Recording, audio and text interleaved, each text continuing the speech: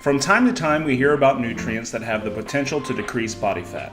We all know that heat is important for melting fat. After all, we know calories are units of energy needed to create heat, which aid enzymatic processes to literally melt fat for more energy. So what better way to decrease fat than talking about natural thermogenics?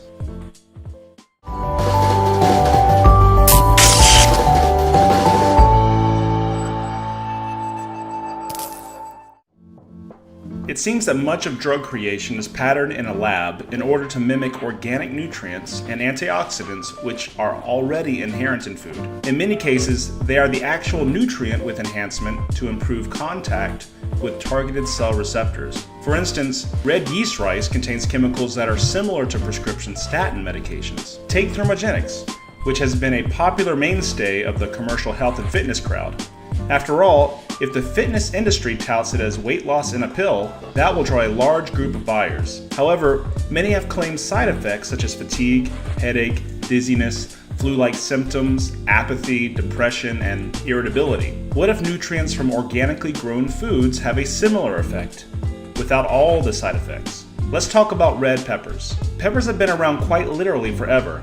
I happen to be a huge fan of organically grown peppers, as I constantly use it during juicing and stir frying, as it is shown to be a powerful source of vitamins B6, C, folate, and the antioxidant lycopene, which is responsible for that red color. Looking deeper into the specific biochemistry of the sweet red pepper, we can extract further phytonutrients called capsinoids. Capsinoids are a natural thermogenic, which is without the spicy heat sensation known to be in capsaicin, which comes from the spicier peppers like cayenne, jalapeno, and habanero. Capsinoids also have been found to be without elevation of heart rate, body heat, and blood pressure, which on the other hand is evident in capsaicin. One reason researchers found is that oral sensory receptors in the mouth contain a gene called TRPV1, or transient receptor potential phenolloid 1, which does not detect capsinoids, unlike with capsaicin. This is due to the capsinoids mixing with water in the mouth, also known as hydrolysis, while being converted to fatty acids, which the gut TRPV1 receptor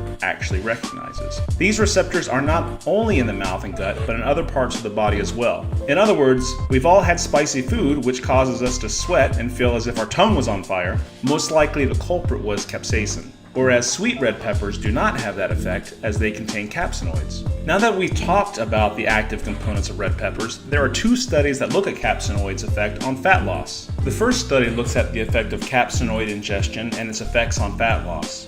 Mainly, this team of researchers were looking for a change in three variables, including energy expenditure, lipid oxidation, or the rate at which the body uses fat for energy, and blood metabolites.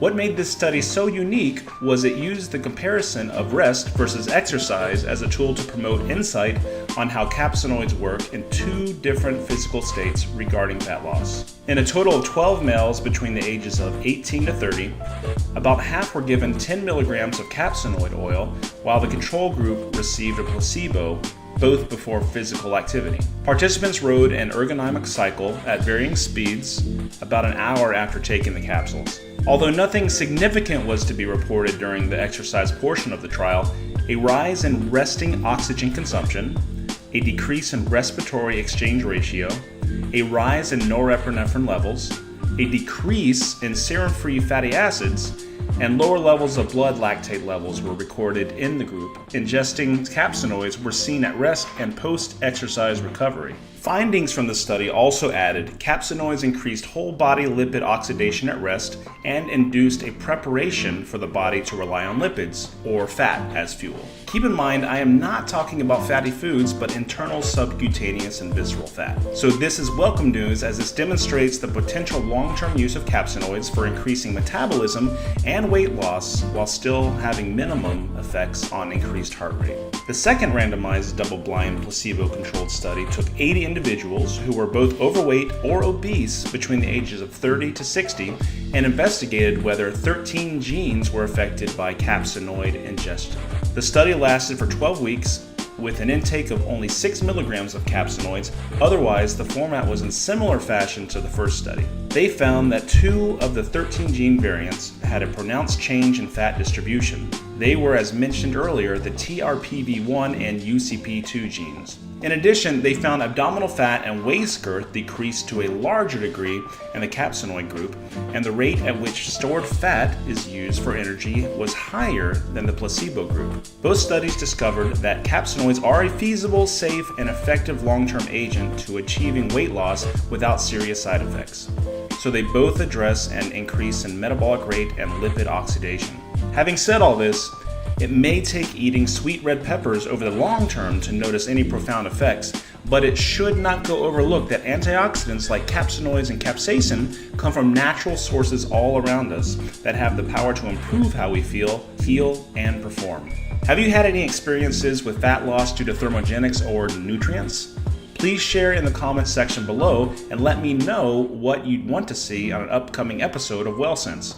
If you haven't already, please simply subscribe, click the alert button for updates regarding my newest content, and then like. Thank you for watching and have a blessed week.